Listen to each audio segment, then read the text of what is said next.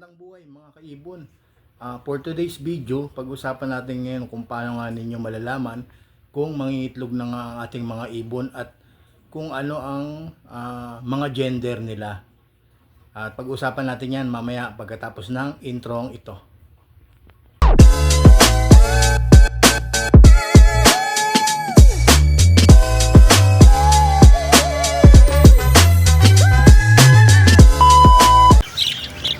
Welcome back mga kaibon.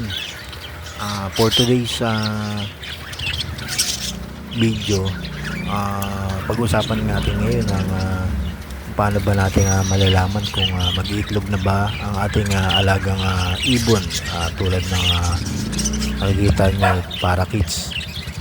Madali lang naman na malaman na mag-iitlog na sila pag nakita nyo ng nag-mate na ang inyong alagang parakeets.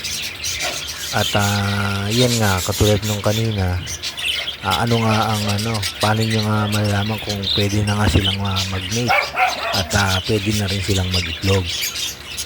Mga kaibon, ang age ng dapat na mapagpares yung parakeets ay 7 months pataas. Ayun yung tamang edad ng ating ibon sa pagpapares. Kasi yan, pagka pinagpares nyo na ng matured na sila na 7 months pataas, ay andyan yung andyan yung makikita nyo ng magme-mate silang dalawa. Yun na nga yun yung start ng kanilang pagbibreed. Kaya mas importante nga yung edad na 7 months pataas para sa pagpapares.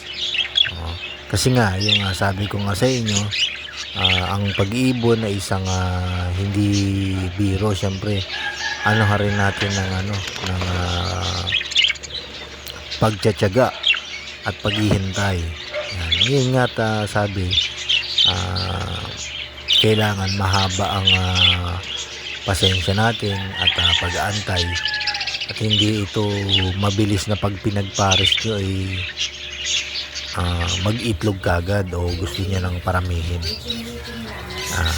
Yun nga, balik nga tayo dun sa paano nga natin malaman yung mga gender na pagpapares natin. Kasi baka nga magkamali tayo, magpapares na parehas babae or parehas lalaki.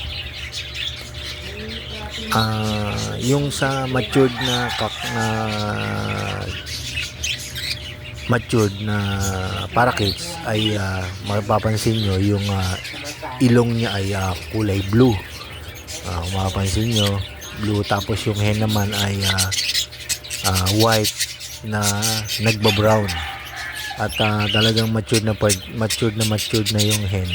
Ay yung papansin nyo yung brown talaga.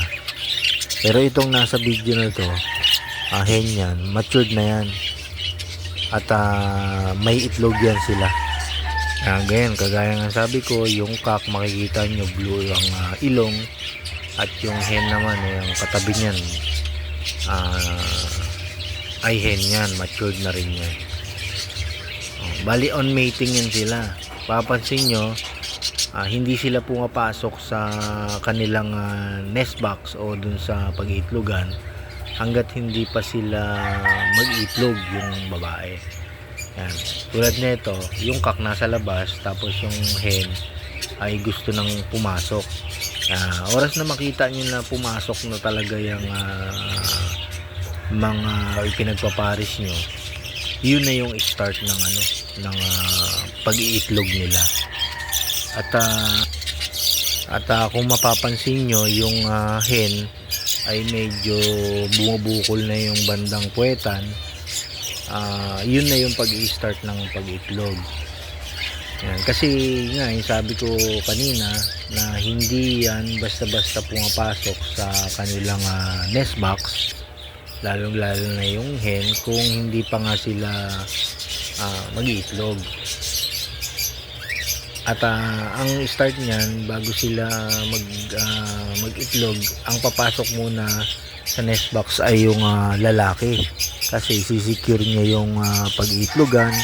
At pag okay naman yung pag-iitlogan, yung babae na ang papasok. At kung mapapansin nyo, ito nga hen ay nasa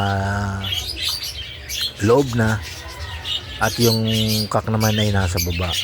Yan, once na makita nyo na kung nasa loob na yung hen at sinusubuan na ng kak, ayun na yun, may itlog na. Pwede nyo rin namang silipin, pero isang beses nyo lang sisilipin. Halimbawa na nakita nyo na ang tagal na, may 3 araw na papansin nyo na yung hen ay nasa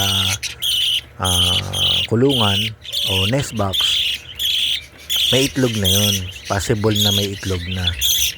Pwede nyo rin namang silipin isang beses lang. Kumatok muna kayo dun sa pinto ng kanilang nest box, kasi once na bigla-bigla nyong bubuksan yun, magugulat yun, at yun na nga, may stress at possible pa na basagin nila yung itlog nila. Halimbawa nakita nyo na may itlog, wag nyo nang sisilipin. Antayin nyo na lang ng 21 days at saka nyo uli silipin. At marinig nyo naman yan kung may humuhuni na parang sisiw sa inyong nest box. Yun na yun, nakapagpapisa na sila. Yun nga, sabi ko gaya kanina na talagang hindi pwede yung mainipin dito sa pag-aalaga ng ibon, kasi nga siyempre mag-aantay tayo, sabik na sabik tayong makita natin na mapaparami na yung alaga natin lovebirds. Siyempre isang obligasyon din natin yan na talagang mag-antay tayo at makapagpa-itlog na oras na makapagpa-itlog na tayo niyan at makapagpapisa ng inakay, dire-diretso na yan. At dire-diretso na talagang magpo-production na ng mga inakay ang alaga nyo. Ayun nga, uulitin ko, gender ng lalaki ay mapapansin nyo pag matured na ay kulay blue yung ilong, at yung hen naman, yung babae, ang ilong naman niya ay mapapansin nyo ay kulay brown. Ayun na talaga yung matured nila. Tsaka pwede na silang mag-itlog. Yun nga, talagang ito ay isang obligasyon na siyempre bibigyan natin ng oras tsaka panahon ang pag-aalaga ng ibon. At siyempre ito ay patanggal din ng stress sa atin. Dahil nga pagkatapos natin galing sa trabaho, siyempre pag-uwi pagod, at makikita natin pag-uwi sa bahay na yun nga yung mga alaga nating ibon ay mga nagliliparan at kakainat na ng mga huni. Ang mga huni nila ay nakakatanggal din stress. Yun nga, mga kaibon, siyempre andun yung obligasyon natin na pakainin sila, bigyan ng mga vitamins, at bigyan ng oras din natin sa pag-iibon, kasi hindi nga basta-basta yan na pag yung ginusto natin na mag-alaga ng ibon yun lang para pakainin ganun. Hindi sa ganun. Siyempre yun nga, bigyan din natin sila ng oras, panahon. Tsaka ang pag-aalaga ng ibon hindi yan minamadali. Baga talagang kung hindi ka matiisin, yun nga, talagang ano ka sa pag-aantay. At once naman na mag-itlog na yan, dire-diretso na nga yan yung production, at dadami na yung mga ibon na gusto nyong i-breed. Tsaka nga pala, ang lugar nga, yung lugar na paglalagay nyo, siyempre may ventilation para maganda yung production nila at nakakahinga sila ng maluwag.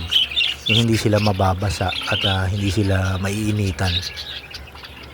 Yun na lang mga kaibon, sana ay meron kayong matutuhan o malalaman ditong binigay kong tips sa inyo sa mga newbie. Yan. Ito ay para sa mga newbie itong video na to, at sa mga gustong pasukin yung pag-iibon, ayun, pa-share na lang at pa-like at saka pa-subscribe.